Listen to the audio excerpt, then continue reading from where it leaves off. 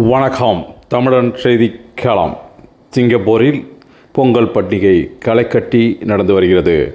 உலகமெங்கும் உள்ள தமிழர்கள் தமிழர் திருநாளான பொங்கல் பண்டிகையை வெகுமரியாக கொண்டாடி வருகின்றனர். அந்த வகையில் சிங்கப்பூரில் அதிகளவில் தமிழர்கள் வசிக்கும் பகுதிகளில் பொங்கல் பண்டிகை களைகட்டி வெகு விமர்சையாக நடந்து வருகிறது.